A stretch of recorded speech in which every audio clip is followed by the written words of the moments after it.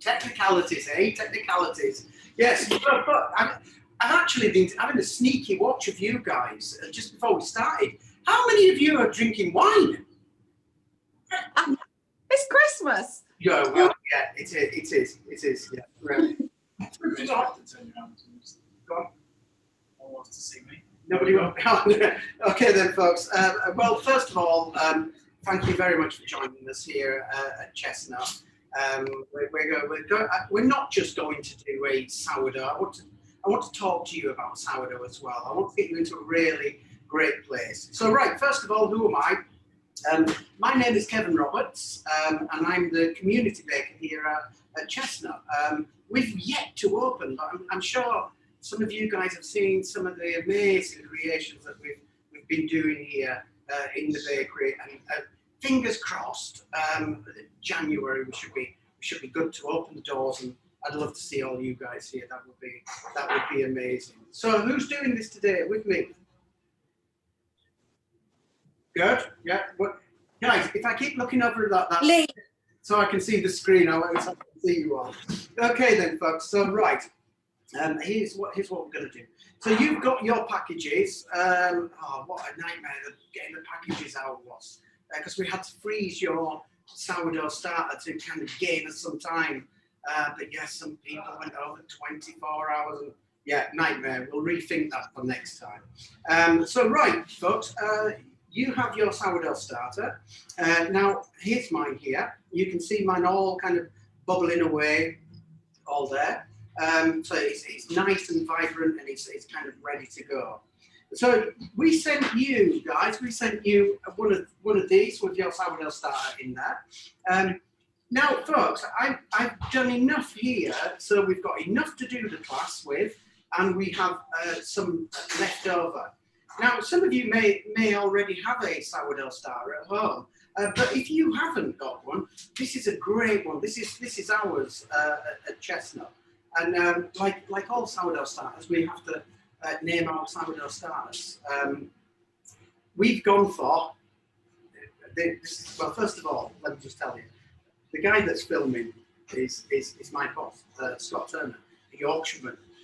Now, when we were trying to come up with a name for ours, we had all kinds of ideas where we do a competition, but yes, my boss says there's only one name for.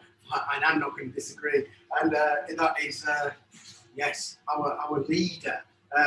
This is the Leeds United manager. So our sourdough starter is called Bielsa. I don't know what we're going to do if we go down this year. I don't know. I'm not sure. We'll have to swap in for the next one. We'll have to rethink that, yeah. So yes, folks, so you have a little bit of starter left. Don't throw this away. This is a fantastic, really active sourdough starter.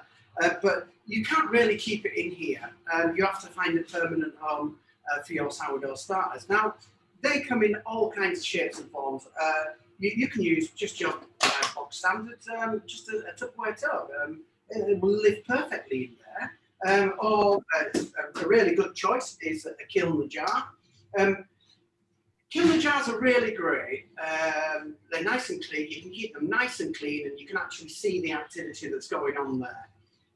Now, when you're making a sourdough, the day before you make it, you feed your sourdough starch, and you leave this out at room temperature. Now, there's only one issue when you're using a kiln jar, is that this starts to produce, once you've fed this, it starts to produce carbon dioxide bubbles.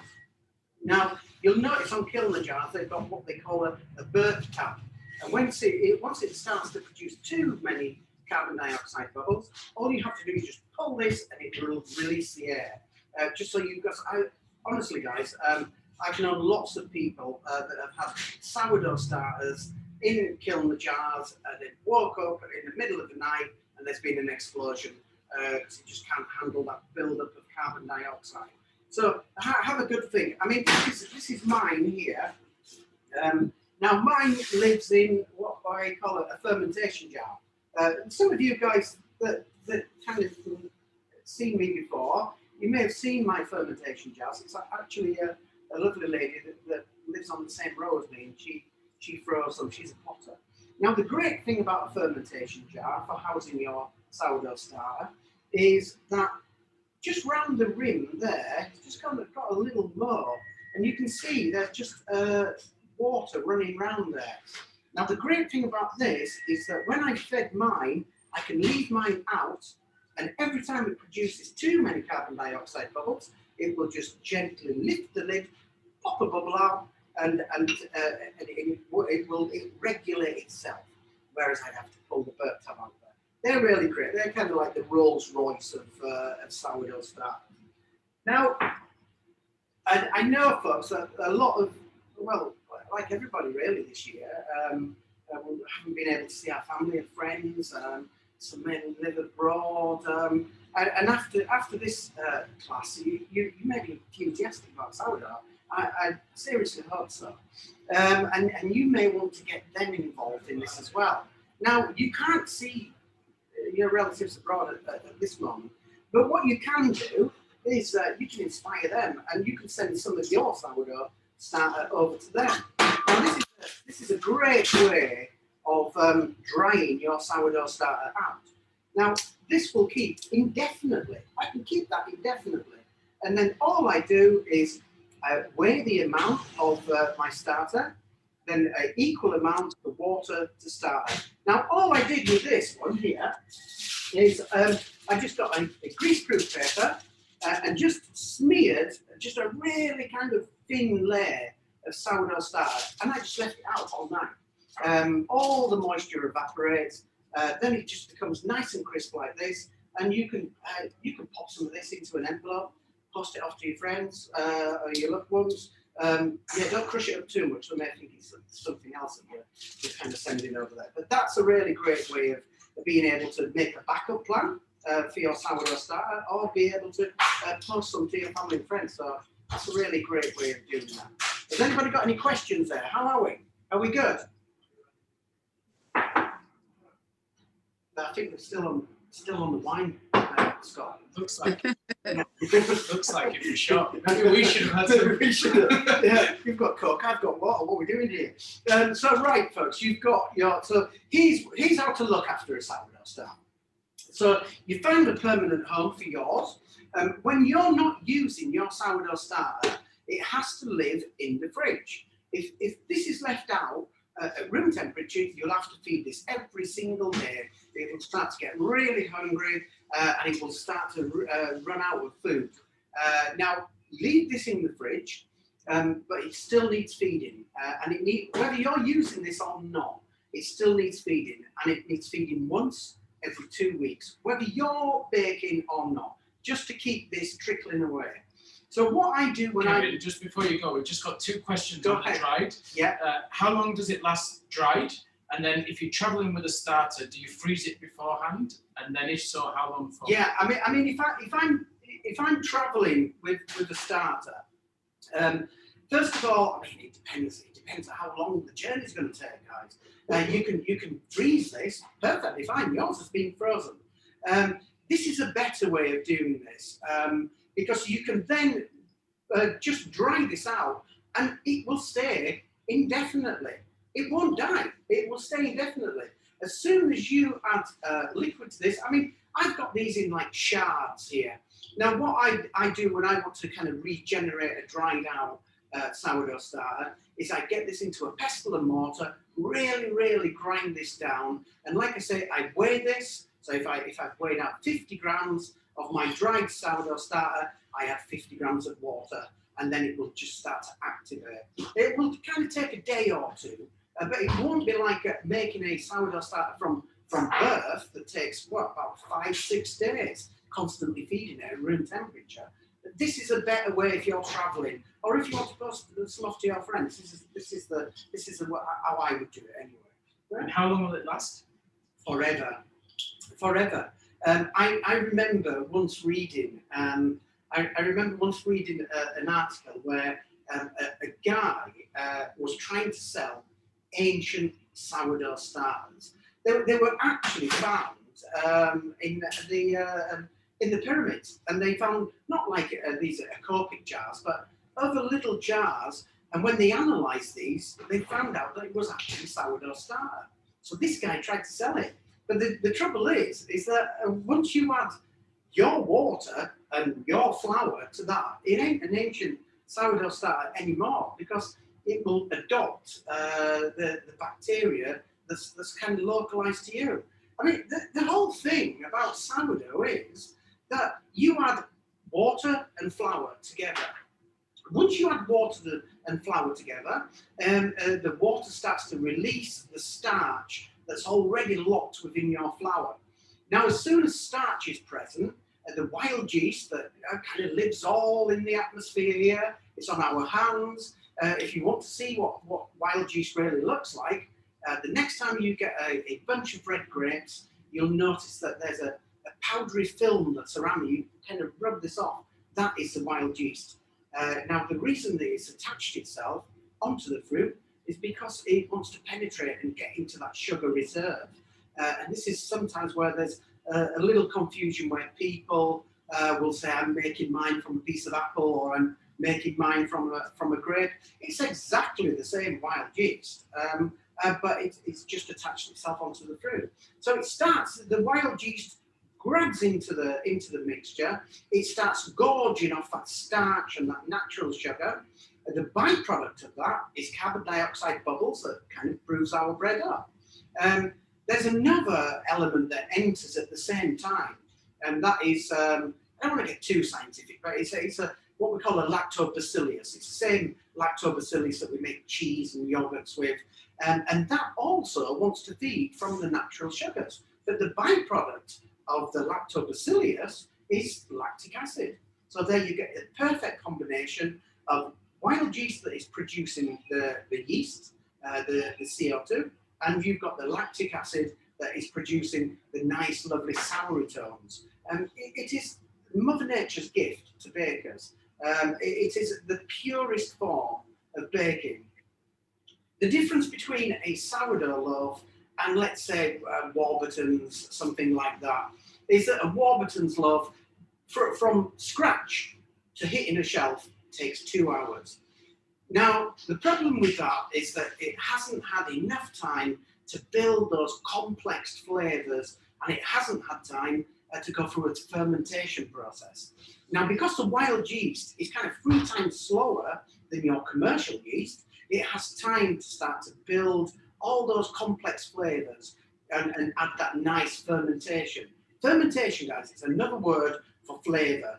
And that's why these breads are far better, and they last longer, because your supermarket bread has vinegar in there, and the reason why it has vinegar in there is to kill off the mold spores that try to attack your bread.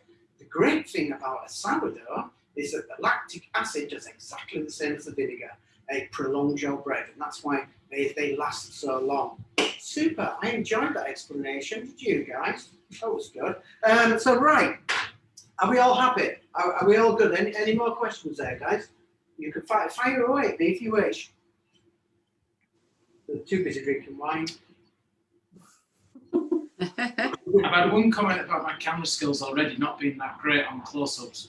So I'll spend more time on close-ups to the person who gave some constructive feedback. Okay. This is your first time? I said I do better. Why are we not seeing it through the camera? The what, sorry? Why are some of us not seeing it through the camera?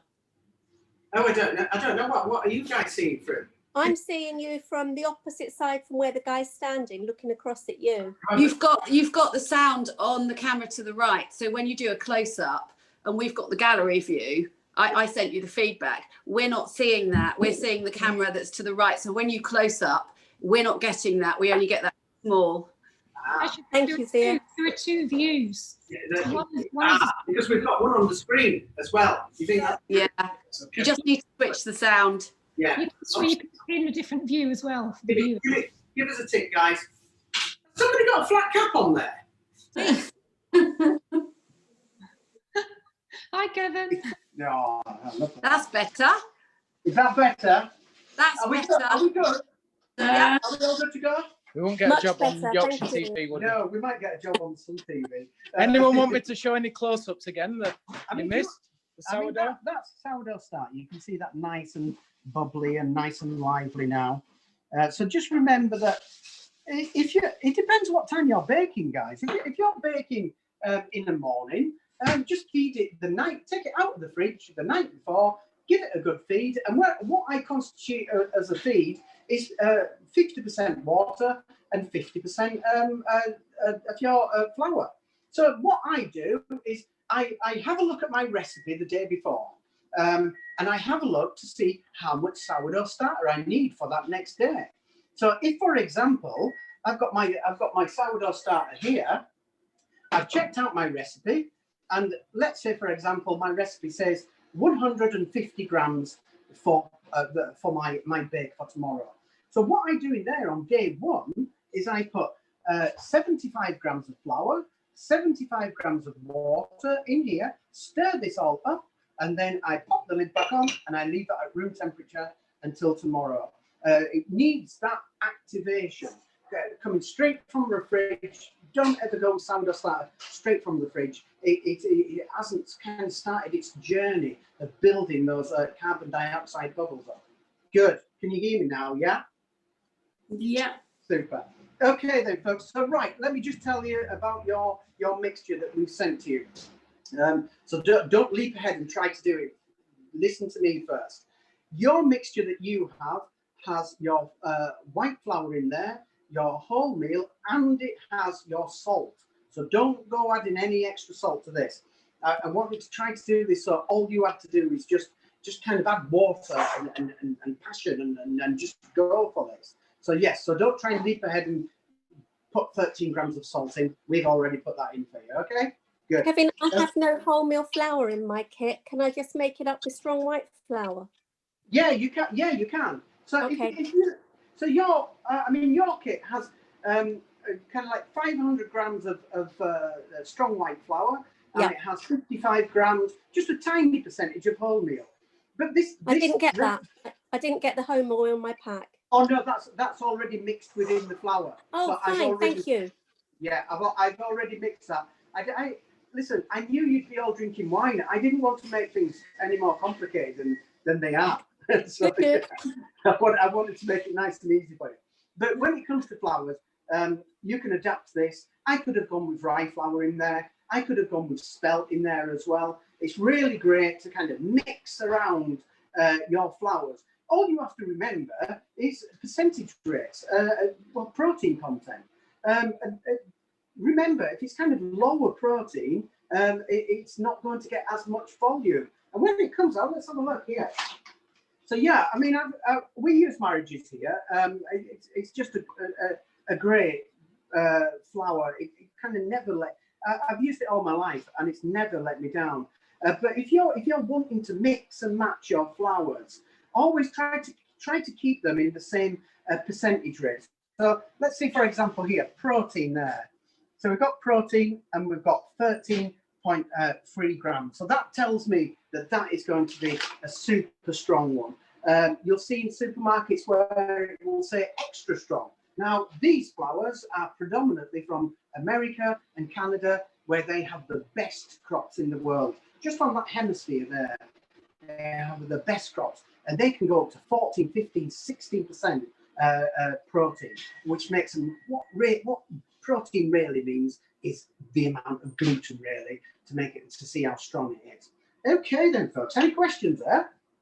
All good? Super. So right, folks, so if you know anything about sourdough, we aren't going to get this done in one sitting, I'm afraid.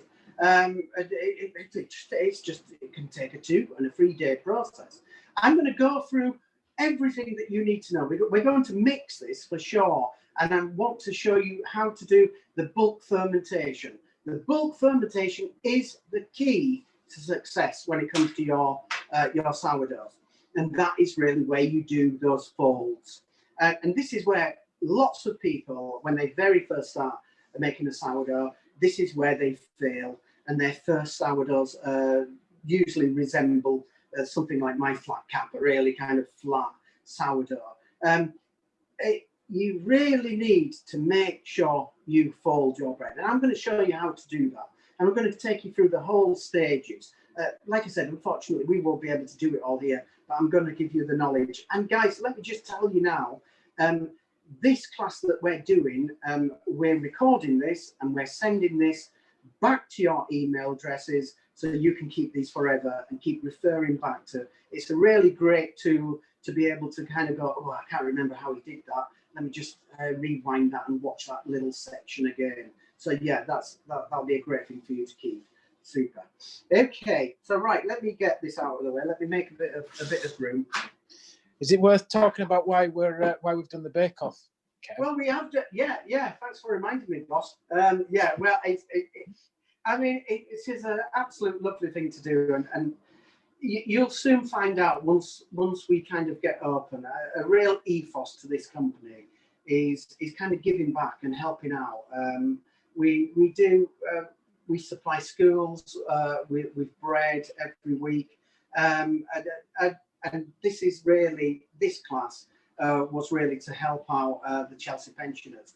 And I know what you're going to say, guys. There's lots of worthy causes out there. There's people sleeping out rough, and there's 1,000,001 amazing causes that we could do.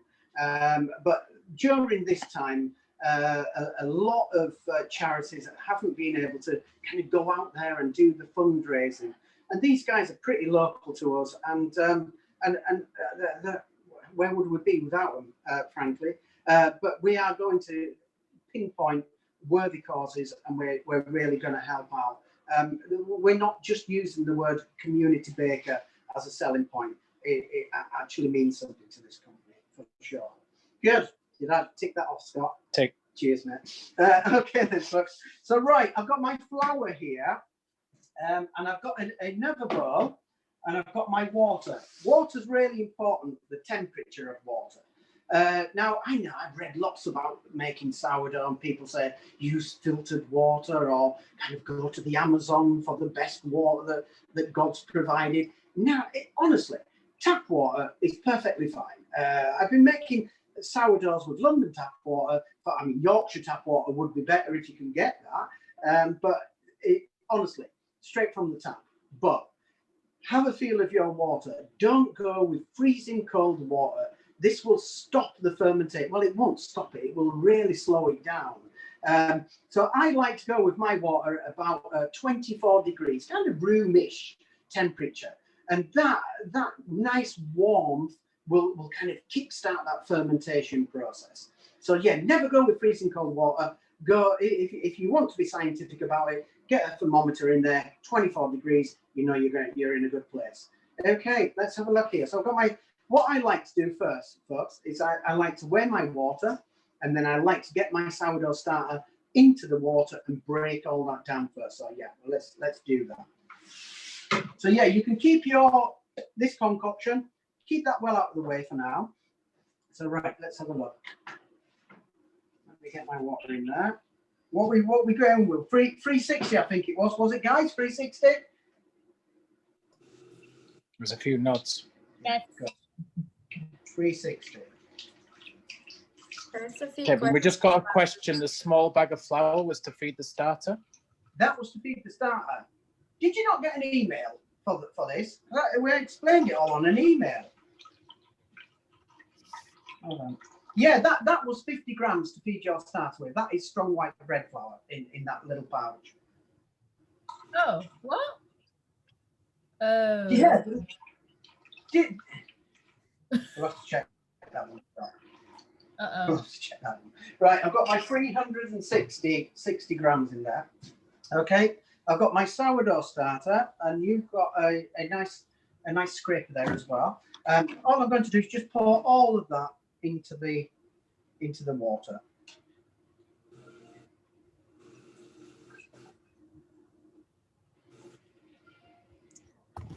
Okay. How much water was it again, Kevin? 360 grams. In bakeries, we always work in grams.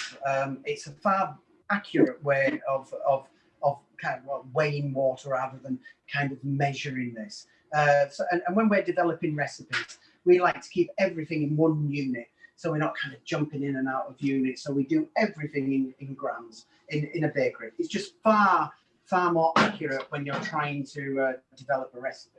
And you put all the starter in that was in the pack? So if you fed your starter, if you fed it the day before, you should have some left. That you can keep, but all you want in there is 170 grams. If you've got 150, it won't matter, but kind of like 150, 170. I've gone with 170 grams, 30%. That's how I go with my my sourdoughs. Some people can go for 20% or 28%. I just kind of leave it at 30%. So right, folks, I'm just going to get my hands in here. They're going to get sticky anyway. So I'm just going to just try and break this down. Is there anybody doing it, Scott, as well? Yeah, I think a few people are keeping up. That's it. I just like to just break that down into the water first. Now, folks, so, Kevin, can you just explain the flour again? What was in the kits? There was a 500 gram, which is the one that we're going to use, and then the smaller one was the smaller one is for you guys if you want to feed your starter. So you should have 170 grams of your sourdough starter in your pack, in your little container there. And then the wholemeal flour was that was all mixed in, wasn't it, with the salt? It's pretty hard to see it, guys, but if you have a real good look, you'll be able to see some flecks of just the husk of the wholemeal in there. So there's only a tiny percentage of wholemeal in there. But like I say, if you guys want to adapt this recipe, if you say I wanted to do a full wholemeal sourdough, right? I would just put the full amount in. So you've got your 500 of white flour and you've got your 55 of wholemeal. I'd just do full 555 of wholemeal. But here's what you have to do. You would have to add an extra 30 grams of water because wholemeal is the whole of the grain and it has the husk in there as well. Now that really draws on the moisture and it really needs extra water and really it really needs a lot of kneading as well. I mean, a wholemeal sourdough loaf is an amazing piece, one of my favorites. But if you wanted to adapt this, go full wholemeal and add an extra 30 grams of water on that recipe that we're doing. Okay. So we've got one person with 140 grams of starter. That's okay? Yeah, no, that's fine. Perfect. That's fine. Don't get too. I mean, don't get me wrong, guys. I wouldn't be putting 5 grams of sourdough starter in there. But if I'm kind of sticking at the range of 120 to 170, anywhere in there, perfectly fine. Yes. Okay. So right, I've got all my. So remember, folks, within that bag of flour, you also have 13 grams of the salt as well. So yeah, that's the full mixture in there. So right, and you guys have got a scraper. Let's just start nice and gently, and let's. I mean, some of you guys may be using a mixer, and you can just go on 2 minutes on slow and 6 minutes on fast, and that will do what we're doing. But I feel that if you're just learning about sourdough or all about baking in general, it's always better to use your hands first. These are knowledge builders. You're learning without even knowing you're learning. It's kind of transmitting to your brain and locking the memory. And all the textures that you're feeling is kind of building your memory bank. This is how we become bakers. Once you've kind of you kind of know the textures and the changes under your hand of building gluten. Once you've got that knowledge, of course, transfer it into a stand mixer. I think this is the best way when you're first starting, and I think it's a lovely thing to do. You might not be saying that once it gets a little bit sticky. So right, folks, all I'm doing is just gently combining this together. We don't need to go crazy now, just nice and gently. And remember, folks, your scraper can just run around the sides there just to grab all the flour. I don't ever build recipes to allow extra flour lingering around the sides of bowls. So always make sure you get your scraper in there. And all I'm doing is I'm just chopping away, chopping and folding.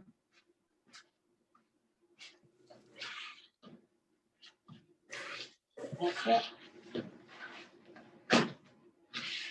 So someone didn't get the email, Kevin, and said, should they just watch and feed it tonight and then do the rest of the steps tomorrow? Or guys, if you haven't had the email, what I would your starter needs activating, and it needs activating with flour and water. So if you haven't fed it, don't do it because it won't work. That needs to be nice and active to go with. If that is the case, feed yours tonight.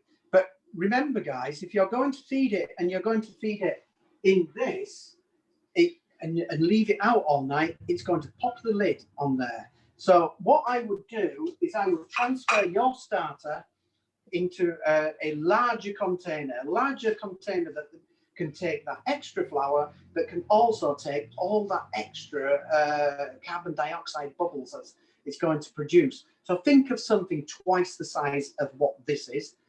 Give it a feed of your 50 grams of flour that I've put in there and 50 grams of water. Give that a good stir, pop the lid back on there, and you're going to leave that out at room temperature tonight, and you can crack on tomorrow and do it tomorrow. If you have if you're totally okay and you have got your email and you've read your instructions, I even did a little video as well, then you can you're good to go. But if you haven't fed yours, make sure that you give it a good feed, and you can do this tomorrow, and we'll send you the Zoom and you can pick it all up and probably skip past this boring bit that I'm talking about now. Okay then, folks. So these are life skills, guys, in baking, and it is. I think to have the Zoom class sent to you is really going to help, and it can just keep coming back. I'll just move these, Scott, because I don't want the else to fall on the floor. No. If I have to go a little bit erratic here. I'm going to tidy up here. Okay, folks, so there we go. We've got our lump of dough. Now, if you've never made bread before, this part is really going to scare you. And you're really going to want to start to add extra flour. Don't start adding extra flour because it's going to tighten up. That gluten is going to tighten up. Every bread you make is sticky when it first hits the table. You just need to go through a little bit of a pain barrier until you get to the other side. People that fail baking are the people that grab a handful of that and throw it in now because it's too scary. So all I'm going to do is I'm going to hold this with one hand, and with the heel of this hand here, all I'm going to do is just push it out like this and pull it back. Okay, and I'm going to turn this. Watch. So I'm holding onto one side at the bottom here, and I'm pushing this out, pulling this back and turning, and just keep doing that. Just like a claw motion here. Hold this back, push it out, claw it, pull this back and turn it. So you're not going in the same direction all the time. Are we all good with that, folks? We all good? You all get that? Honestly, I can do this with talk as well. Can I ask a quick question? Yeah, you can. And sorry, we missed the first step. Did you put all the starter in the flour? So what I did, I got all the starter. I put that in your 360 of your water. I broke that down first into the water. Once I kind of broke that down, then I poured all of that liquid with the starter in there on top of the flour, and then just gently mixed it together. Okay, good. So yes, all I'm doing, just stretch and pull. It's sticky. I've done this before, so my brain's telling me it's going to work. So I'm not panicking. So push, pull, turn. My table's going with me as well. Is it coming with you? We've not got a brick. Yeah. We'll have to get some bricks. There we go. And I can tell already, guys. I can tell already that this is not as sticky as it first was. I mean, yeah, it's sticky, but it's not as sticky as it was.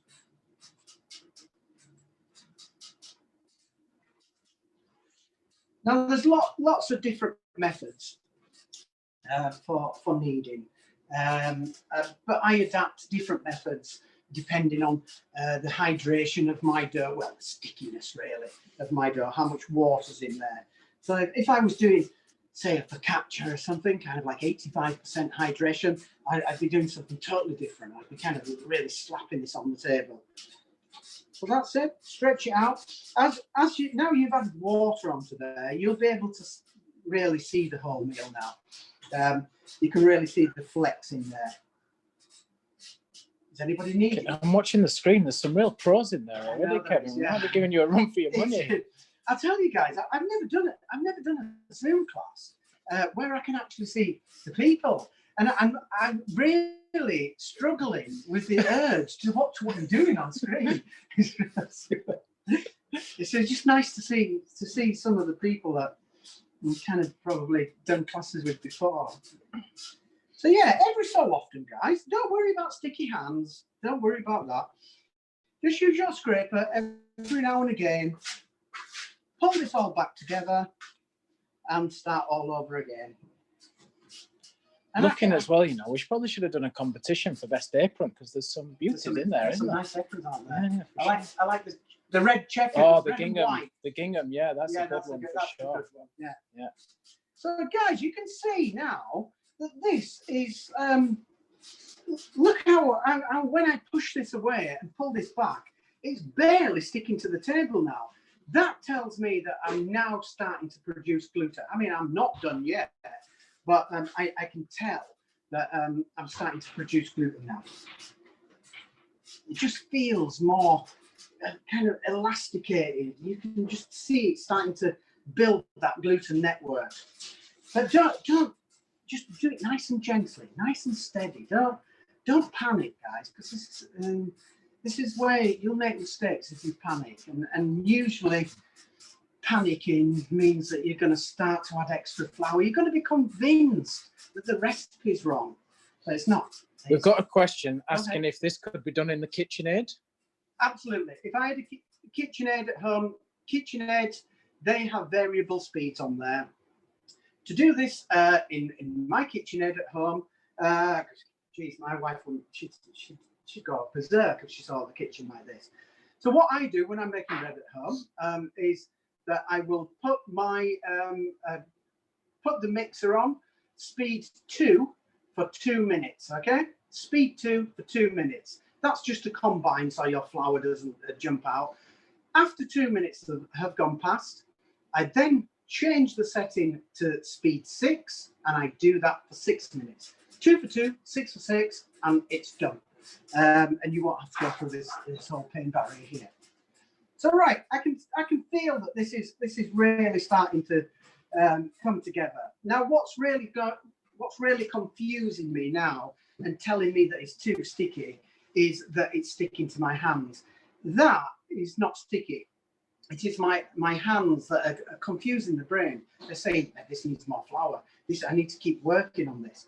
So while that's resting for a moment there, just take the time to just kind of de-stickify your hands. Try to get as much off your hands as you can.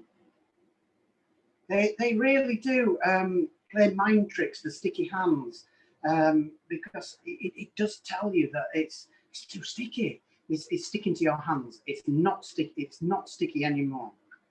I know that you're looking and going, I think you'll find, Kev, it actually is quite sticky. But just all I'm going to do is give my hands a really good kind of violent rub to get as much of that off there. So I don't want to be going to the sinks and washing my hands now because my hands are full of gluten. As soon as water touches that, it'll turn to starch. I'll be in an even bigger, stickier mess than I first started with. I'm going to try and get as much off there as I can. Yeah, that looks good. And the thing is, folks, is that while I'm doing nothing to my bread, it's to my dough, it's going through an autolyse process. It's actually binding together all by itself without me doing anything. It will continue to build gluten whether I'm mixing this together or not. So all these little bits, I don't want to lose those. So yeah, sticky hands play mind tricks. Now you can see that this is hardly sticky at all, and it's even stopped sticking to the table. So yeah, how are we doing, folks? Are we at this stage yet? You got any questions out there? Say no, stop. Yeah, everyone's concentrating. I know they are. Everyone's trying to get to that same stage. I know. Keep going, guys. I mean, listen, I've done this for 35 years. To me, I'm kind of really confident on what I'm doing. So it really doesn't, I kind of know just by feeling this. But you can tell now this is gone beyond sticky, and it's now all come together.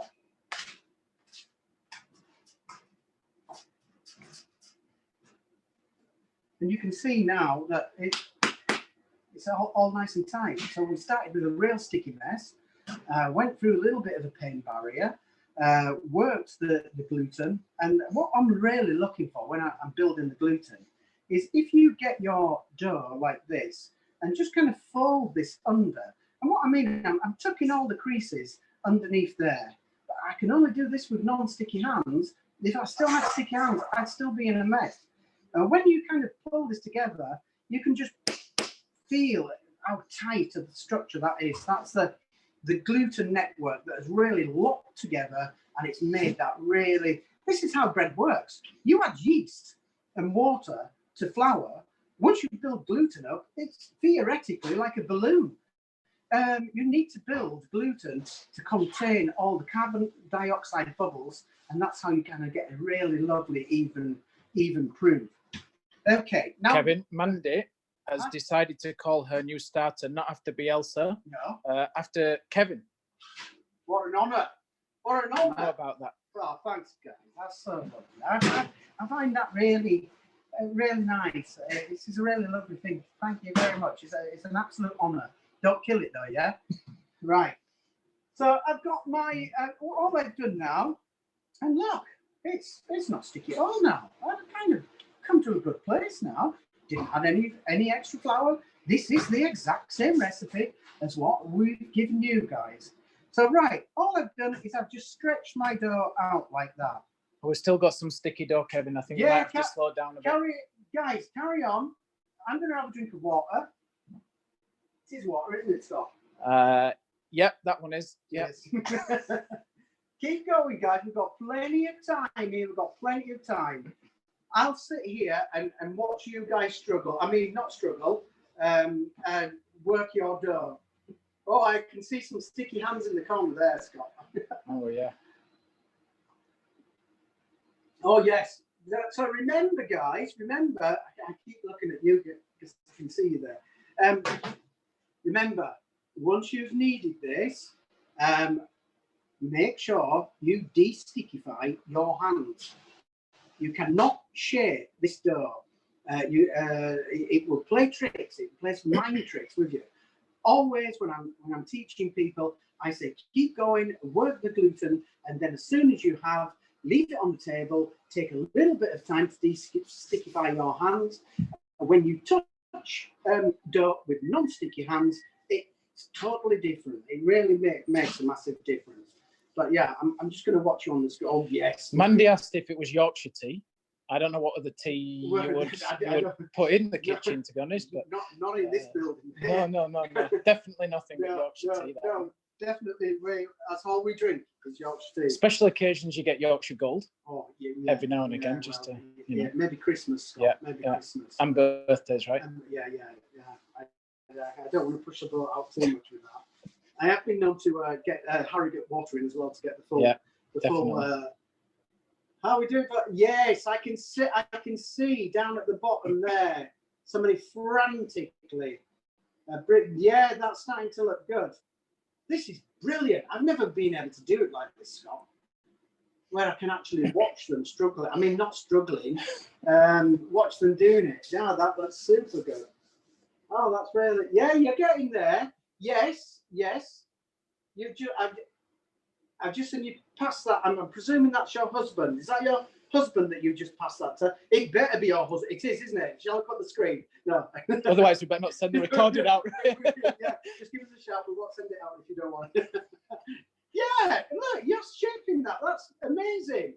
Yeah, and yeah, I know why you passed it over, because he has got non-sticky hands. And yeah, exactly. Yeah, well done. Good Have trick. 2 people. Keep a spare clean. Top tip. Top tip. Do it with 2 people. Yeah, that looks good. That looks good. You're good there. Well done. It's coming to. Yes, it's coming together. I can see somebody else is there. Just stick with it, guys. Stick with it. Don't panic. Don't panic, and don't add any extra flour. It's vital. Remember, a sourdough is amazing because of the hydration levels, and it's these hydration levels that open up the air pockets.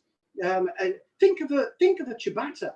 A ciabatta is kind of like 90% water to flour, and look what ciabatta brings to the game.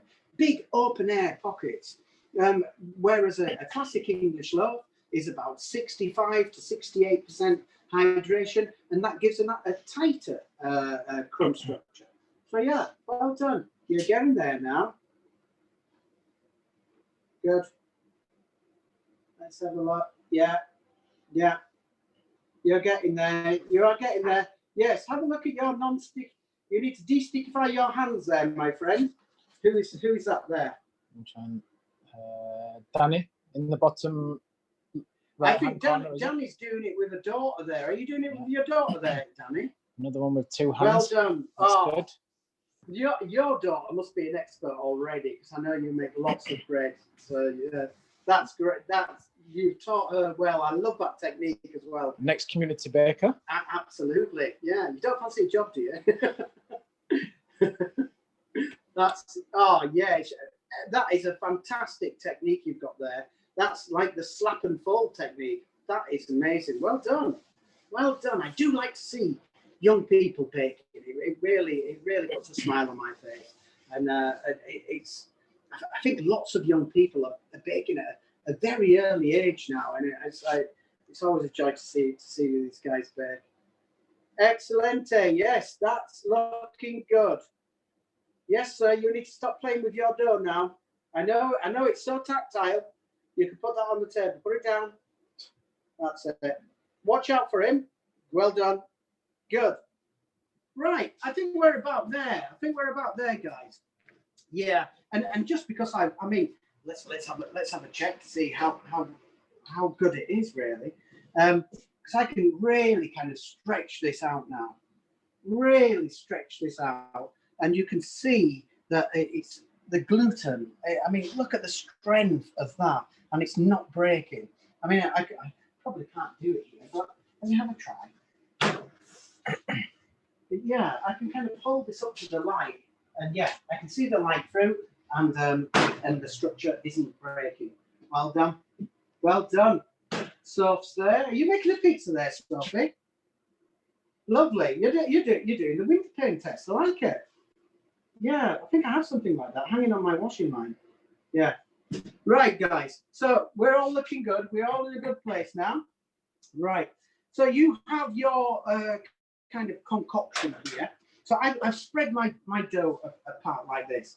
Now, it is going to get a little bit more stickier because you've got your onions in there, and that still has a little bit of moisture. But when I adapt recipes, and today we're making a chestnut, onion and sage loaf. Now I could go anywhere with this. Now I could go grab. I know it's not one of Scott's favourites, but I could go grab 75 grams of walnuts, crush those up. They could go into there. I could then get 75 grams of Stilton cheese. I could cut that into little chunks like this. That could go into there as well. Or I could go with olives. You guys, whatever your flavors are, this is a really, I mean, you may as well do the chestnut. That's what we're doing. This is perfectly designed for Boxing Day to kind of take care of all that leftover turkey. It's an amazing loaf. The vehicle for your turkey is this. But yeah, maybe make a sourdough in the future and think of some of those flavors that you really like. And as long as you stick to the ratio of, I mean, we've got 150 grams combined in here. So you could be putting 150 grams of whatever you like. Just a top tip, if you're going to go with olives, which is a great choice for going with breads, what I do the night before, if I was going to do olives, the night before I was going to do my baking, I get those in a little drainer, just with a little bowl underneath in the fridge to just allow all that excess water, because olives hold so much water in there. Okay, looking good, guys, looking good. Well done, you. Well done. Yeah. So right, I've got my sage on the top, and guys, we've gone with dried sage. That's not because we're tight. It's fresh sage is really powerful. If I was going with fresh sage, I'd go with 3 grams. We've gone with 5 grams of the dried. But yeah, if you're going with, I mean, it is lovely, it's fresh sage, but just kind of knock it down a notch or two, because it is quite powerful.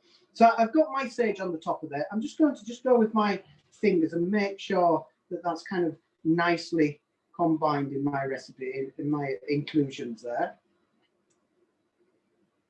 Okay, so I've stretched my dough out. All I'm going to do is just sprinkle these on there.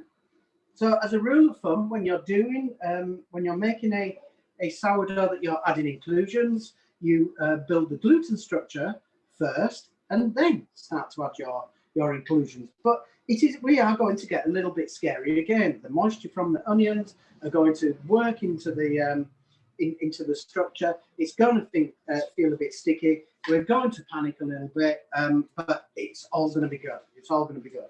Okay. So right, I've got all my inclusions into there. I stretch my dough out. All I'm going to do is just kind of fold that into the center there, and fold this over the top, and then I'm going to get this half into the center, that half into the center. I'm going to fold this over, and then I'm going to start kneading. But guys, I saw some of you chaps kneading, and you were kind of like really fast, and this is more of a gentle affair, is this? So I'm going to go nice and steady, nice and slow, and just really make sure that I work these inclusions. So every time I have a slice, I get a mouthful of that combination, so it gets into every corner. So I'm going to start to knead this. The ingredients are going to spill on the table. You're going to panic. Don't panic. We've got our scraper. We'll pull those all back together. But so we're really deconstructing the dough and then kind of reconstructing it back together again. It's a little bit scary, this bit, but don't panic. I'm here, guys. Same again, but just nice and slowly. But can you see? It all kind of starts to pop out. You're back in a land of stickiness. It feels scary. The flour's near you. You're tempted again. But just keep working this, and all these little bits, just kind of grab them back in. But look how I'm doing this. I'm doing this at a much gentler rate. And so if you're doing this in your stand mixer, you'll be back onto speed 2 now, because I don't really want to pulverize these inclusions. I just want to just gently work them into all the structure of the dough. That's it. It is. Just got a question. How do you make the sage, chestnut, and onion mix? So all I did with that, guys, I mean, it's in your recipe cards. All it is 75 grams of chestnuts, 75 grams of your onions, and all I've done is I haven't chopped them up into teeny weeny pieces, because I want a kind of nice-ish chunk. I don't want just a kind of homogenized taste of onion. I want to see it, because I want to see that running through my crumb. So yeah, I've chopped bits, and there's pieces like that. I'm happy with that. That's going to, by the time it's gone into the oven, that's kind of going to shrink a little bit. But yeah, I wouldn't be going with pieces like this, but don't kind of really kind of dice them to nothingness. Just keep a nice little chunk. There we go. Keep going. And yeah, you can use red onion, white onion for this. whatever you like. It is just. We'd be silly not to have done this at Christmas because we do this every year, don't we? Where you've kind of got all this turkey left. You think, yeah, can we have a stir fry with this? Well, I just think a nice turkey sandwich with some really good stuffing. We had some good stuffing. Yeah, we did. Yeah. And a good cranberry sauce that makes it as well, doesn't it? And yeah, guys, you'll really be doing because turkey on Boxing Day just kind of feels like a bit of an afterthought. You kind of had the main course the day before with that amazing Christmas dinner, and it just feels a little bit flat. Well, I tell you, having a turkey sandwich in a sourdough with chestnuts, it is amazing. You really love it.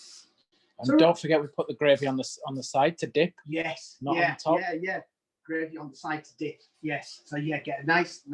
Yeah, we like that. Sorry, how to catch someone off guard. I don't know if it's a Yorkshire thing, but we like a bit of gravy to just kind of dip in some nice. God, I'm starving. I've starved myself off today. So right, there we go. I'm good, but I'm in a sticky place, but because my hands are sticky. Just kind of use your scraper. That's it. Just take as much off. There's no rush, guys. There's no rush. Don't feel like you're kind of under the cosh of getting it done and getting it done quickly. We will do these, so there's lots of time in between. I don't like watching people doing baking classes where I'm kind of 10 steps behind. That's why I purposely just kind of do it nice and gently and take my time and allow you guys to get to that stage as well. You may not be at the same. Let me have a look at you. Yeah. Good. Very good. Yeah. Have a good rub there. Striped t-shirt on. Who's that with a striped t-shirt on up there? Yes, you. I'm looking at you. Yes. Sorry. This is fascinating. I love being able to see that. Yeah. Look how clean their kitchens are, Scott. I know. There's some money spent there, mate. Yeah. There's some. Look, I can see fluorescent. What are those? Fluorescent. What would you call that, Scott? Well, the one in the top right. What would you call that? I'd call that a neon. coffer. Yeah, kind of. Yeah, it comes up like a bit of a blue neon, doesn't it? Yeah. In like the coffer. Yeah. It's really nice. Yeah. My wife would like something like that. Yeah. I hope she doesn't watch this back. I'm kind of de-stickifying my hands, taking my time here, guys. Taking my time. Don't rush. We've got plenty of time here. Sorry, I keep looking at that screen. I should be looking at you. So all I'm going to do with my flat part of my scraper is pull all this together now. Grab that all in.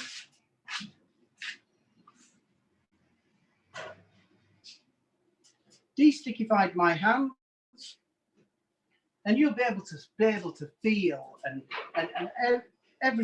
all I'm doing here is I'm grabbing the dough at the bottom and I'm pulling this towards me, and it kind of rolls this underneath, and then I'm turning and I'm pulling it towards me, and what it's doing is it's pulling that membrane of gluten really nice and tight, and it's starting to pull it underneath. So I get a really kind of lovely tight structure on the top. And guys, I'm into a good place again. I'm out of sticky land. I'm back into the happy days there. Okay, I'm going to give you a minute, guys, to get there. Okay, I'll have a drink of my water here. And yeah, look, we're happy days again, folks. Let me watch you guys struggle, not struggle. Very good, very good. Lovely, lovely. Well done. That's it. Oh, that is a good method you've got there. But yeah, that is. You've done this before. The stripy top. Yeah. Yes, you have. That's an X. Yes, you know exactly. Well done, you. Well done, you. That's amazing. Excellent there. That's perfect. Jeez, I've got some real. Yeah, we've got some pros for sure. We've got some pros for sure. Very good, guys. Very good. Are we all happy? Do you want me to give you a moment until we? I don't want you to miss anything out. So I can give you a moment. Give me a shout. Just kind of say, Kev, just give it a moment. You've been doing this for years. I need a little bit more time. I'll give you a moment, folks. You have a. You get into a good place. Let's do this bit together because I don't want you. You definitely don't want to miss the next part of this. Any questions, guys? You okay? Any questions while we're kind of waiting for everyone to get up to the same point? Feel free.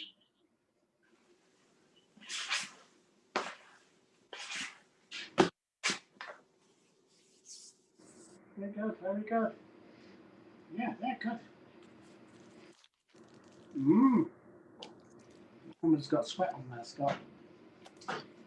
Yeah, very good, guys. Well done, you. I'm kind of mesmerised watching you on screen. You're so great. Look at that scraper. Tips. Oh, yeah. My friend at the bottom there, just kind of using a scraper to just kind of. I like to use my curved part here, and if I want to kind of make that into a nice tight ball, go with my scraper really level to the table. And then just kind of keep going around and pushing it, and you're kind of pushing it all underneath. We've been asked a question where you can get a bread basket for.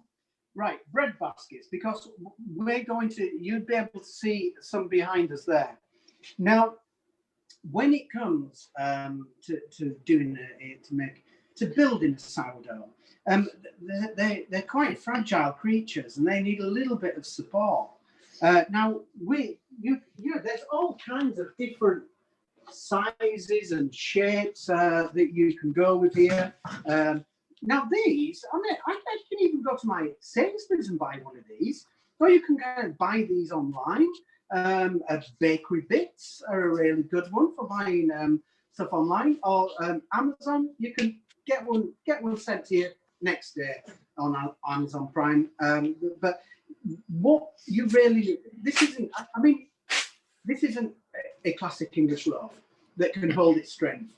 This is a sourdough that is going to spend a long time proving up, and during that long time period, it will start to spread, and it needs that support until it's really kind of firmed up. Now, some of you guys may be going, Kev, I ain't even got one of those of any description. Here's what I do. If I were you guys, I would get a bowl. Don't go with something kind of this size. Get something near enough to the size of your bread. Just get just a normal tea towel in there. And what I usually use is I use a combination of semolina and wholemeal flour for dusting. And that's really great. The wholemeal, the kind of big, large ears on there, kind of go right into the corners and prevent my dough from sticking. But if you've got semolina, flour, anything in there, but all I do, just in case you haven't got a Banton basket, tea towel in there, and just go right around the side, go right to the top, but don't neglect the bottom as well. So that's how you would do it, but we're way off this going into a basket just yet. Way off there. Okay, how are we doing? Are we in a good place? All good? Happy? Lovely. Right. Somebody's dusting the basket there. We're not there yet. Okay? We're not. This is not going straight into a basket. And I'll tell you for why. Because we need to do the bulk fermentation. I said it at the beginning, the bulk fermentation is the most critical part of building a sourdough.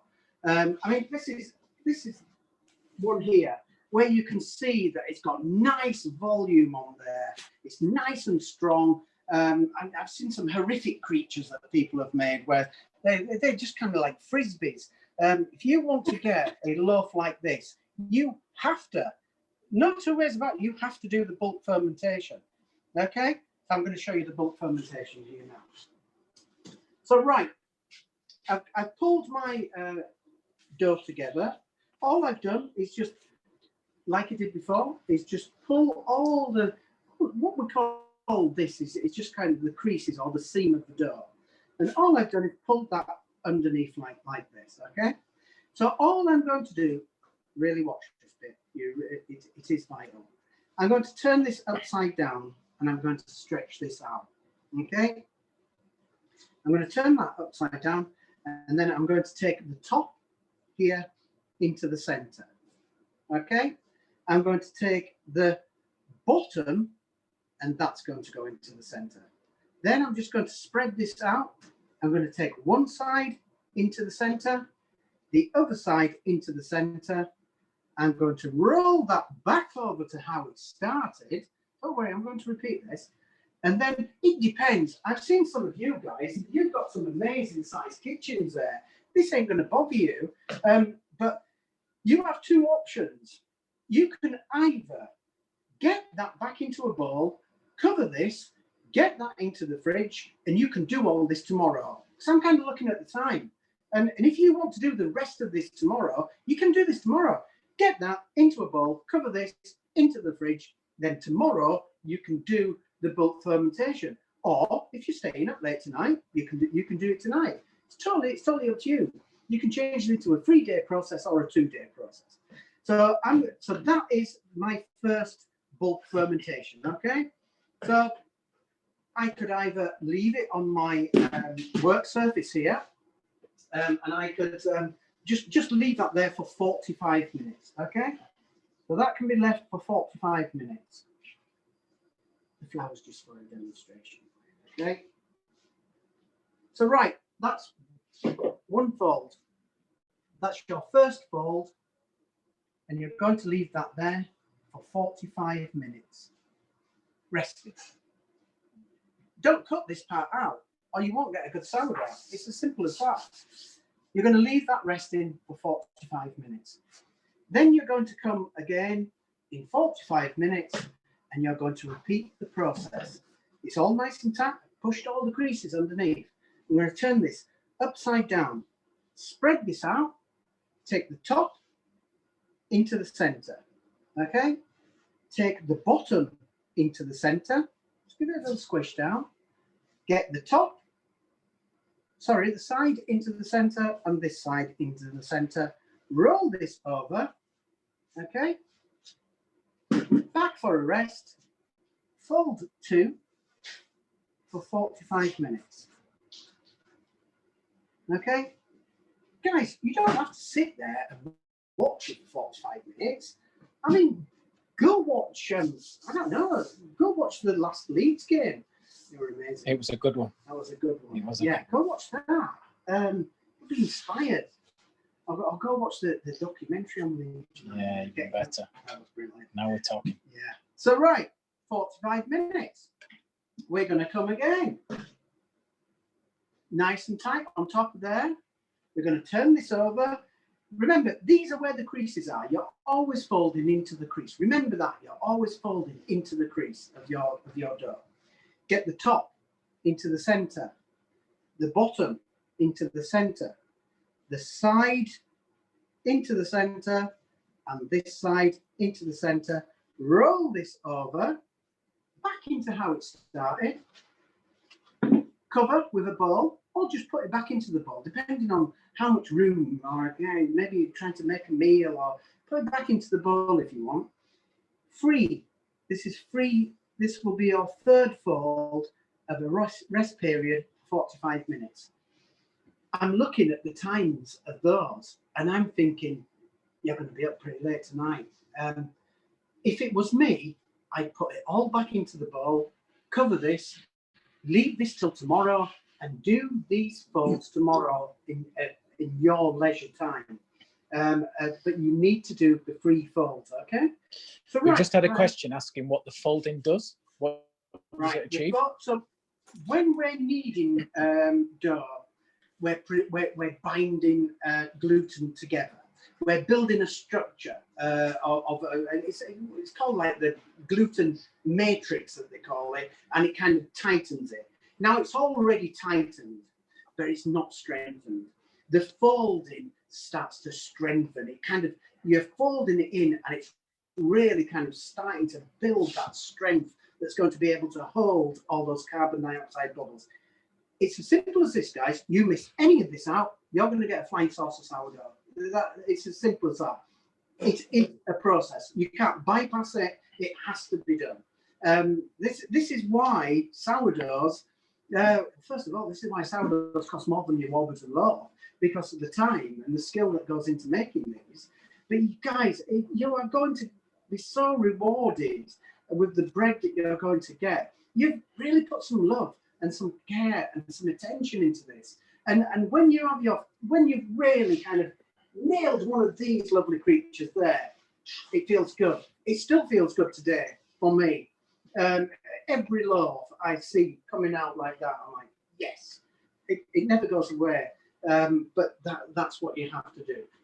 So remember, folks, so there we go. We've got a 45-minute period times by 3. It's going to look slightly different because it's going to have all this length of time at room temperature, and it's going to start proving up. So let's have a look.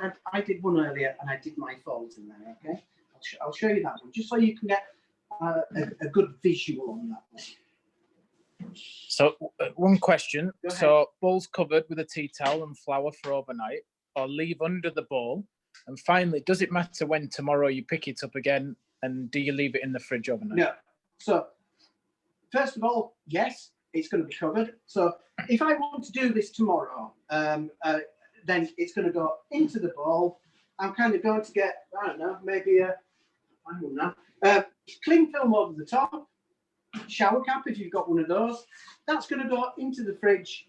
You can go watch something on TV now, and do these folds tomorrow at your leisure. It won't make no difference. It'll actually encourage more sour, and it's a really great way of how you can manipulate your sour tones. So if I want one, me personally, when I have a sourdough, I like to be punched in the face with the sour. Some sourdoughs, you have a piece of sour, a piece of bread, and you're like, there's nothing there, there's nothing there. And then all of a sudden it kind of rolls over your taste buds, and you're kind of in the sourdough game. I like mine a little bit more sour, so I change mine into a 3-day process. I build a gluten structure, I add my inclusions in, cover with cling film, into the fridge. Tomorrow I can get up nice and early, and I have enough time in my day now to make sure that I get to that point. So right, I've done my free folds with this one. You'll be able to see. But it's not going to change, Kevin, if that goes in the fridge tonight and someone goes to work tomorrow and comes home and does it. Yeah, that's fine. No problem. It is not a problem. Honestly, you can. There's no. You've slowed the product down. You've slowed the proof time down. You've extended the fermentation band that it's now in, and you've extended it. Now, I know what you might be thinking. Oh, what if I leave it for 2 or 3 days? Then it's going to be too acidic. Sometimes people give me sourdough and it tastes of vinegar, and that's because somebody's tried to be clever and they've tried to extend the fermentation band too far.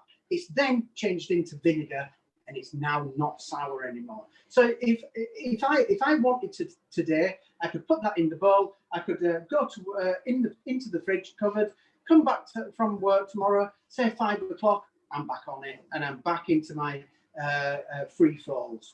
Everyone got that? Yeah. Good. Mm-hmm. Anyone? Go ahead. We've got some nods. All good. Did you all understand that, my friends? Did you all understand that? So this is vital. I don't want you to fail. I don't want you to spend all this time. I want to see a smile of success, not disappointment. If you're disappointed, you may never bake again, and that would be horrific. I'd hate. So right, this is one I've just made. This one here is one that has now been gone through all its folds. But look how more you can see life in there. I'll show you a larger one. It might be just before you go, Kevin, because it's quite an important one. So we had an issue in the post where the starter, only 20 grams of starter got through. So if it's fed tonight, can it be used tomorrow for baking? Yeah. So right. So have a think of how much you need. You need 100 and well, as long as you've got kind of like 120, 200, but the recipe is asking for 70 grams. It doesn't matter if you have a molecule of sourdough starter in there. You can feed it with as much flour as you want. If I wanted to do production tomorrow, if we were open and say tomorrow we'd run out of sourdough starter, and all we had was a tiny amount like that, we could still open the bakery tomorrow, because it wouldn't matter if I put that much sourdough starter into 20 kilograms of flour and 20 kilograms of water.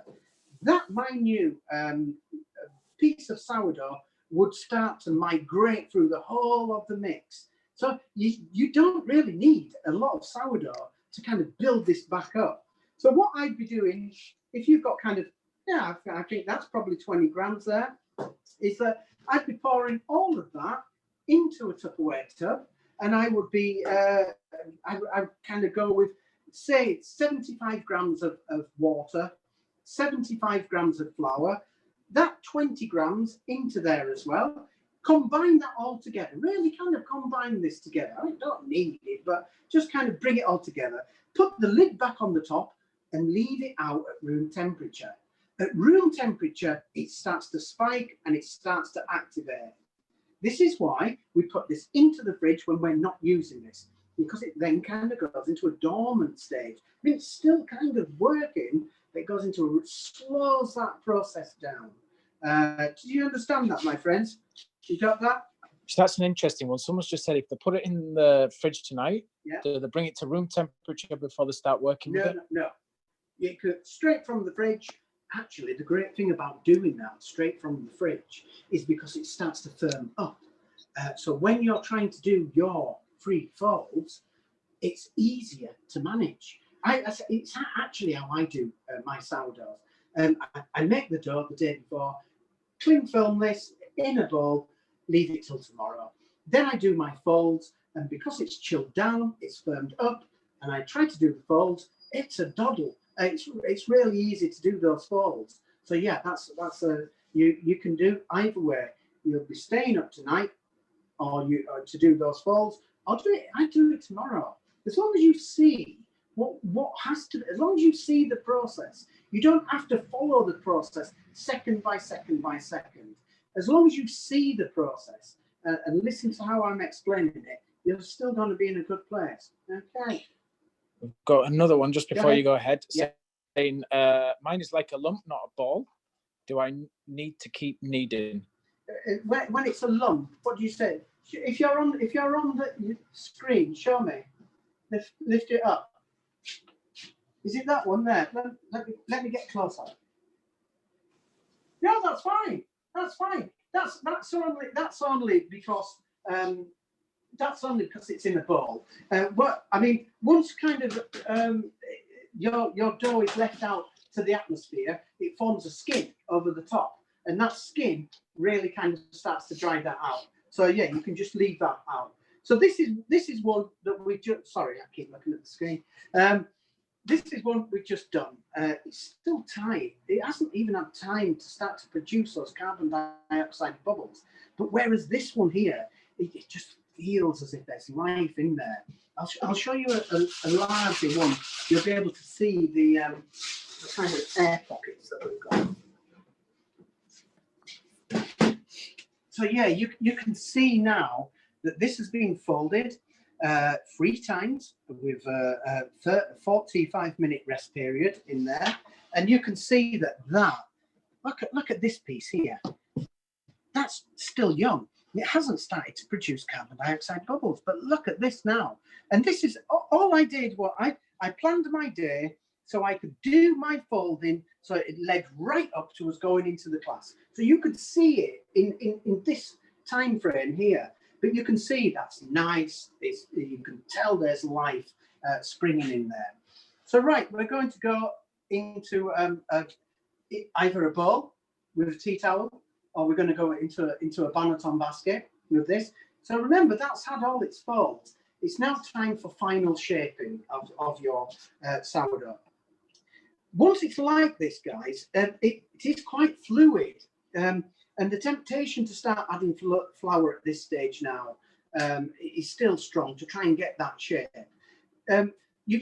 What you can do is use a little bit of olive oil on your hands, or just dip your fingers in the water, because that water will kind of make it more of a starchy consistency, and it won't stick to your hands. So right, we're going to go in for final shape. I'll go with I'll go with the same kind of shape that we went with this one here. So yeah, I've got my concoction here. Could be semolina, could just be flour. My choice is to just use semolina with wholemeal. It just kind of works for me, and when it works, I don't go changing it around.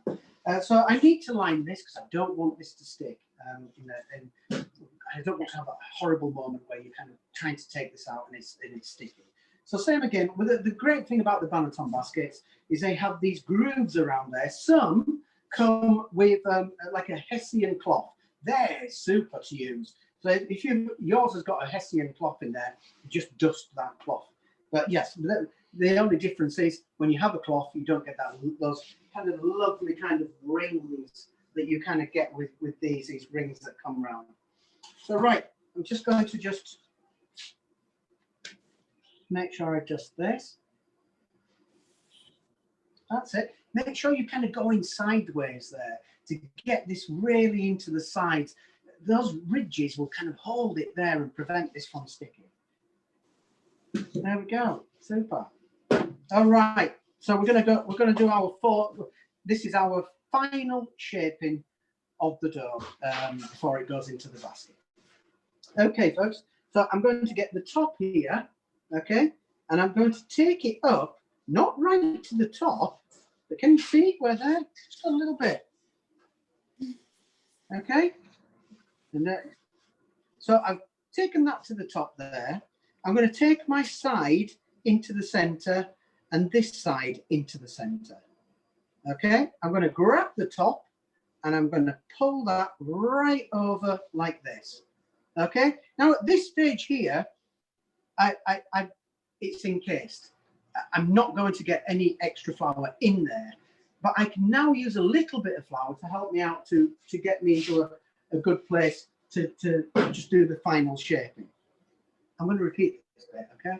Just so I know that some. So all I'm doing now is just kind of pinching this, pulling it into the side and rolling this over. What I'm really trying to do is I'm really trying to get the seam underneath. So it's nice and tight on top of there. And the crease, what we call the seam of the dough, that is underneath. So I can use a little bit of flour. So remember, this is flour. I know I've been banging on all day about don't have any extra flour. This is on the outer casing of the loaf, okay? So there we go. I've got the seam that is there. All I can do, and the seam goes up if you're putting this into a basket. Lifting this up into your basket there. A little bit of dusting over the top. Shall I do that again? Do you want me to do that again, guys? Please. Yeah. See that bit Lots again? of nods. Okay, I'll do it with this new one because you'll be able to see it better.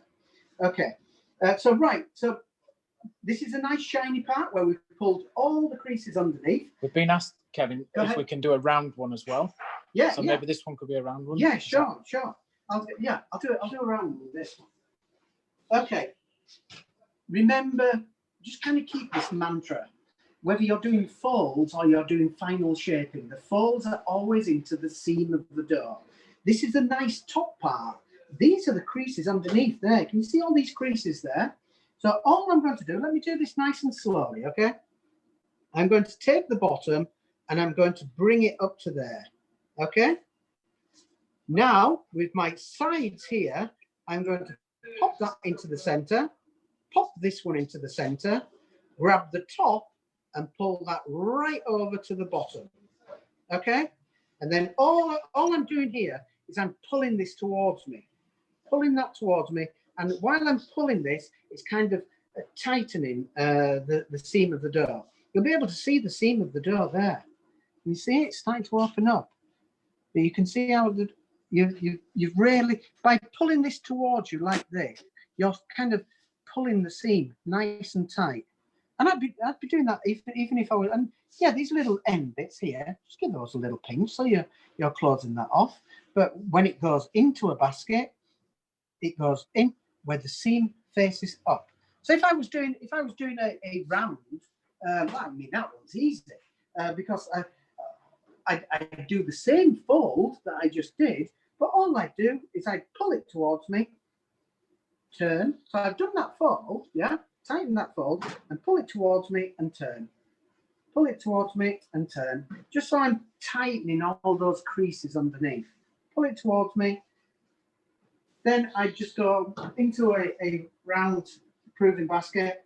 Same again, dusting, grab my dough, and it goes in upside down. Always the crease facing up. The seam of the dough is always facing up, because when it's proved up, you're going to turn it, kind of rectify that shape. So it's back to how it was. Now, I'm going to give you a top tip here, because what you think about fridges is you think flavors kind of transfer onto things, bread starts to dry out, and you kind of think, right, well, let's cling film this away, and then it's not affecting the whole fridge. Right, don't do that. This needs to go in as it is. If you put cling film over the top there, remember there's lots of moisture within this dough. Now, the moisture has nowhere to go. If you put cling film over the top of there, it's going to stay within the basket. And what's going to happen is that moisture is going to go into the sides of the basket. And where you've put flour, it's then going to it's going to become starch. And then it's going to start to stick and weld to the basket. Don't worry about your dough getting a kind of crust over the top. Remember, that's not the top. It's actually going to be the bottom when we've rectified this. Don't worry about that. That's going to be nice and crispy in the oven anyway. What I want to do is I want to protect the top. I don't really care about the bottom. That's going to be just crust. But don't cover. You'll retain all the moisture in your baskets. It'll go into the sides, and you'll have a heck of a time doing that. Does everybody get that? Do you want me to show you anything else again, guys? No? Maybe they'll have too much wine now. Maybe I'm just doing this to myself. So yeah. So do you understand that, folks? And remember, we will be sending you the Zoom, and you can kind of really kind of slow that down and really kind of watch that. I can easily do it again if you. Oh, not the whole class. We've got to go home. But I can easily shape that again if you want to see that. We've got a question from Holly. Okay. She said, do we need to do one fold before we put it in the fridge for tonight? No. Do the dough, get that into a bowl, cover that with cling film. That can go into the fridge. Tomorrow, you're in your one fold, 45 minutes, two folds, 45 minutes, three folds, 45 minutes, final shape into the basket. But then what you do? Right, I'm not going to go straight into the fridge with this right now. I need to leave this out for, say, 1 hour. And I say for 1 hour, it doesn't seem very clear. It actually depends what the temperature is of your home. If it's freezing cold, you may have to leave it out for 2 hours. But what I really want to do is I want this to start to fill that basket. I want it to look as if it's nearly proved. The mistakes that some people make is they go, right, I've got this shaped, it's in the basket, into the fridge, I can toddle off to bed, and tomorrow it'll magically be okay. It won't. It'll look similar to how you put it in. It needs room temperature to start to prove up. It needs to be 99% proved before it goes into the fridge. So yeah, this is where you're thinking, yeah, I think I'll do that tomorrow. So right, let me have a tidy up here, guys.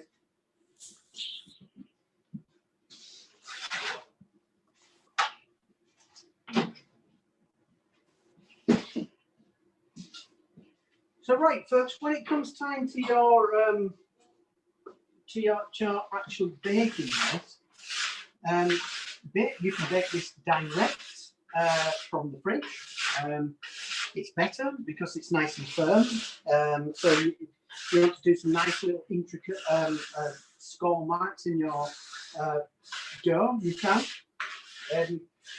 So you don't have to leave it to come to room temperature. Absolutely don't do that. If it looks as if it's proofed in the fridge, you need to kind of preheat your oven, get ready straight from the fridge into whatever vehicle you're going to bake yours in, score this, and then straight into the oven. So right, when it kind of comes to ovens, you have a different couple of ways how to bake this. So right, I've got a Dutch oven. Fantastic. Dutch ovens are amazing. Or I have a Le Creuset. We've got, if we shape it tomorrow and then put it in the basket, does it then go back in the fridge overnight? Yes, it goes back in the fridge overnight, but remember, not directly in the fridge. Leave this out until it looks as if it's kind of nearly proof. If I put this in, and remember, this has had its free falls, it's had its final shaping. I wouldn't go straight to the fridge with that. It started its journey, but it needs to nearly finish its journey of proving. It just goes into the fridge to just slow that down and firm that up. So yeah, that looks pretty lively, but I wouldn't be putting that in the fridge. I'd be stopping the fermentation journey. I want that to be 99% already on its way to brew. So I'd be really wanting to see that basket just about full. So then it would go into the fridge, not direct to the fridge now. Leave it out, room temperature, 1 to 2 hours, until you can see as if it's like, wow, that actually looks as if it's ready to bake. That's the time to put it into the fridge. Okay. So righty ho. So yeah, I've got Le Creuset Dutch oven. These are fabulous vehicles to bake your bread in, because the great thing is that it's like an oven within an oven. And whereas with this, I don't need to add any steam in there whatsoever, because with this having a lid on there, it's going to trap all the moisture in there, and it's going to generate that lovely kind of crispy, shiny crust. So right, you can use either of those. If you haven't got either of those, just get your baking tray. Make sure, I mean, this is kind of larger than yours. Our ovens are slightly bigger there. Get a baking tray, turn it upside down, just like this. Then get that into the oven and preheat your oven. When your dough touches that, it has to be absolutely piping hot. Just like if I was making pizza. I make pizzas at home like this. Get my tray into the oven, piping roasting hot, straight on with my pizza. It seals the base of the pizza instantly. Always on a super hot tray. So I get mine. What I do, my oven kind of goes to, well, it goes to 250. I know that some people's don't. Some people's go to 230. As high as yours will go. I wouldn't go past 250 to be honest. But if it goes to 230, if that's the maximum, then bake it at 230. I bake mine at 240. So get your tray in there, piping hot, and then you're going to just kind of turn your dough out onto the thing. I know it's not proved, but kind of bring it out with your gloves, kind of turn that over. You can do a lovely kind of score mark on the top of there. The classic kind of square. Then into the oven. But while you're preheating your oven with your tray in there, here's what I want you to do. Get an oven-proof dish, Pyrex dish, anything you find, an old loaf tin. Get that in the base of the oven and fill that with water. When your bread goes into that oven, you need to see bubbling steam. So when you're putting your tray back in, you need to kind of see bellows of steam coming out of the oven while you're going in. So then go straight in, leave that water in there. That moisture will grab hold of the crust and it will start to caramelize all those natural sugars. If you don't add water, bread looks pretty dull if you don't have any caramelization on there. So yeah, this is one here that I've kind of got proved up there, and you can see that's nice and tight there on that one. So what I'd be doing with this, if I was going with the Dutch oven, I'd go with a round shape, so it could keep that. With my nice, I mean, I've had this for years. I just don't bake bread at home without using something like this, because it is amazing. So right, all I do with this, so remember that's the bottom, so it goes straight in like that. All I do, but I'd also have this piping hot as well. And all I do is just with a razor blade, 45-degree angle, and just straight like that, straight into the oven. Lid on, straight into the oven. Now, the lid is going, if you are using a Le Creuset or a Dutch oven, the lid stays on for 30 minutes. Then, for the last 10 minutes, take the lid off to really kind of start to generate that crust. But if you kind of go with your 45-degree angle, that's where we kind of get that lovely kind of splitting open like that. And it's that lovely classic kind of ear on your bread like this. So right, any questions, my friends? Any questions there? They're all drunk.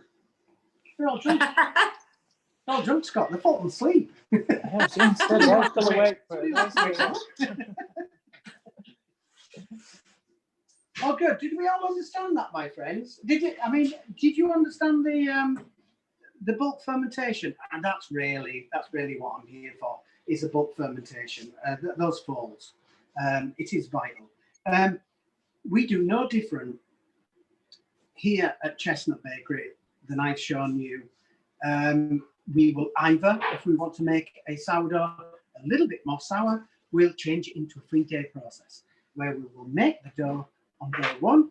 We will get this into a tub, covered into there, and the very next day we'll start to do those folds. And then throughout that day, then we will shape it at the end of the day, get those into the baskets, have a good look to make sure that they're 90% proved up. Then they go into the fridge to slow down, to firm up. So then the next day it can it keeps nice and firm, and they're ready to go. That's direct from the fridge. In the Dutch oven and the crucier, so you preheat it, and then the water is in the baking sheet. So yeah, so I only use water in an oven when I'm using a baking tray. It needs that moisture to grab hold of your bread. It is a difference between something that looks amazing and something that looks horrific. They just look really dull, and they look as if they're burnt before they've had the time to bake. It is really making sure you get moisture.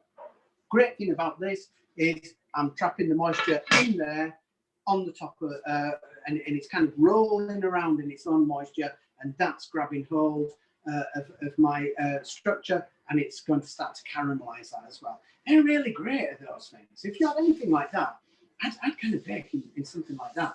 Great for doing pizzas on an upside down tray in your oven, but that's the one for you guys. All right, let's have a look at this lovely peach. For sure. This is a good bit, right? Let's have a look here.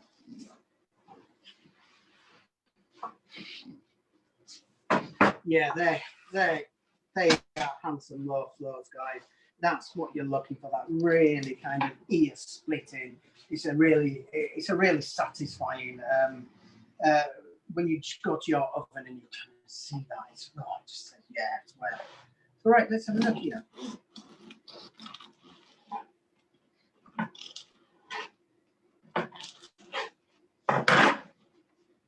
Perfect, guys. Perfect. You've got that nice crumb structure that's all started to open up. I can see that all the inclusions are all lovely, evenly distributed, and you can't smell it, but the smell is phenomenal. I mean, it's just kind of Christmas in a loaf, and that's what you're looking for. I have done nothing different to this loaf that I've just showed you now. Oh, we don't do things like this to make us look amazing, which we are.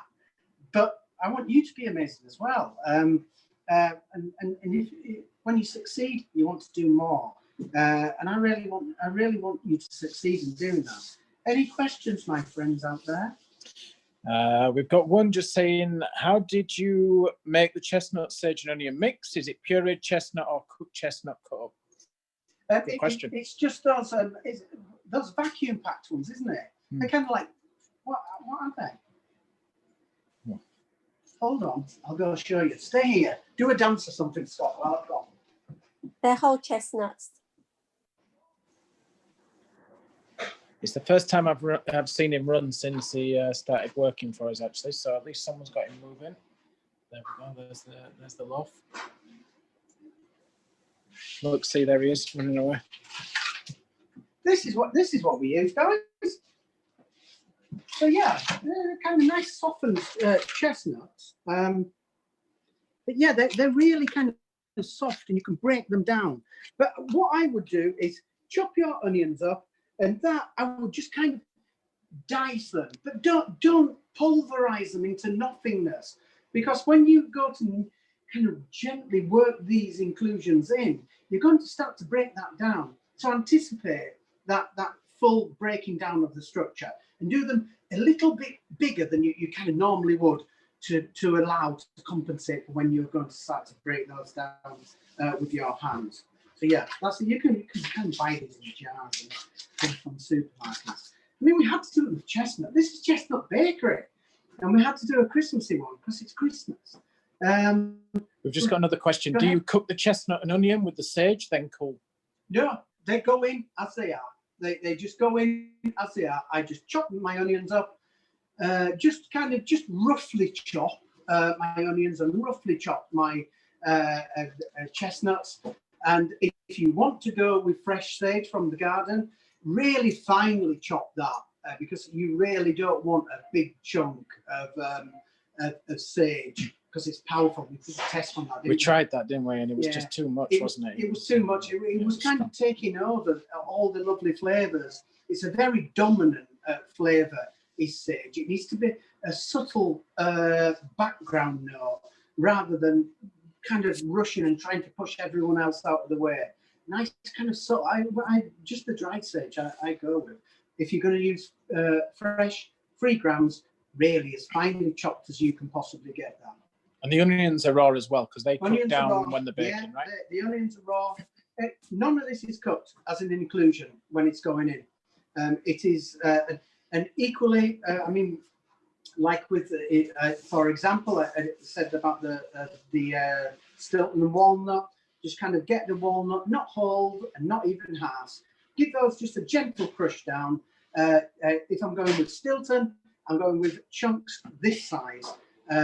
I don't want to grate my Stilton. I want to come across. I want to kind of cut it open and find a big wedge of Stilton, kind of half suspended in the crumb but half melted as well.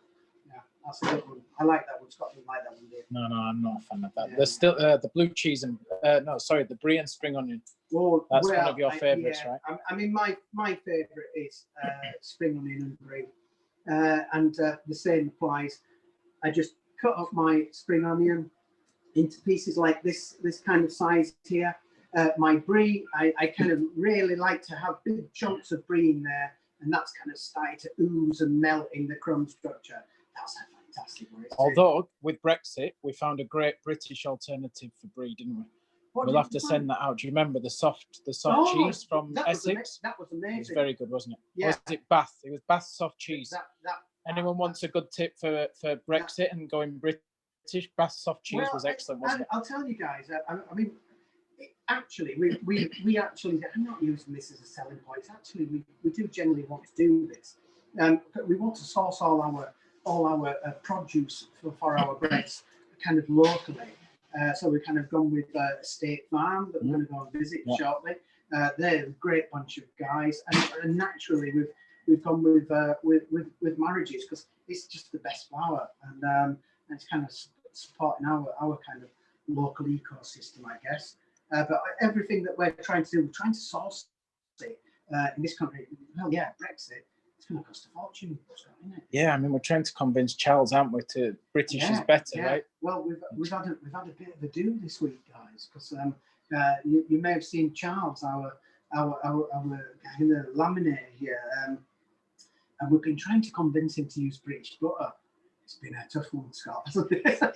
Yeah, it's not gone well so far, has it? I think he's still crying in the corner. Yes, he definitely has a French sulk on him, that's for sure. He does. Good question. If using cheese, do you add the inclusions before bulk fermentation, or do you add in the third fold? What I do if I'm adding cheese is I'll tell you exactly what I do when I'm adding cheese, because I really don't like to. I really don't like that to be broken down. Like I said, I want big chunks. So what I do is I get my inclusions and I divide them into 3. Okay, I divide them by 3. And what I do then is I will get lots of inclusions there, kind of third there.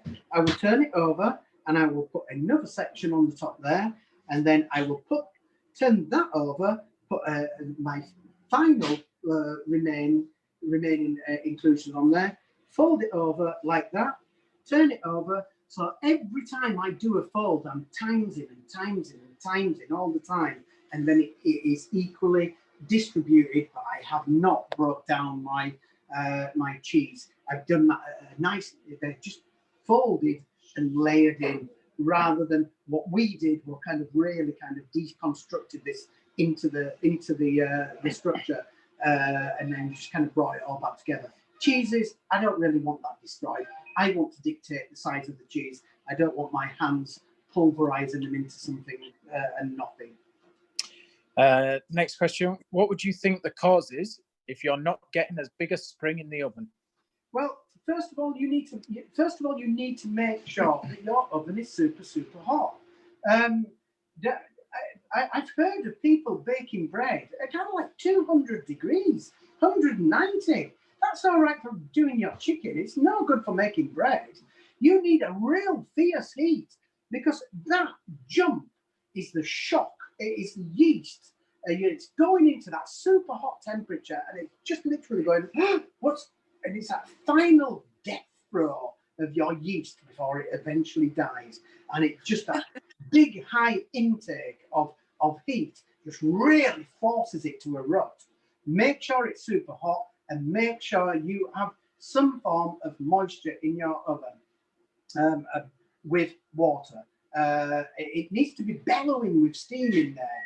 If you've got one of these fancy ovens that has kind of moisture control, that ain't good enough. You need a good reservoir of water in there. When your bread goes in, when I go into the oven and I'm using, I have to take my glasses off. It just steams everything up. It needs to be that intense, and that's really how you kind of gain that volume of oven spray. Yeah. Super. Okay, are we all good, guys? Are we all good? Have you had enough to drink? Can we have some now, Scott? I think so. Folks, thank you very much for swinging by today. This is our first live IG. It had to be sourdough, and it had to be chestnut, and it had to be Christmas. When we open in the new year, I do hope that you come and visit us, and I'll be hanging around here for a chat, and let's have a talk about everything bread.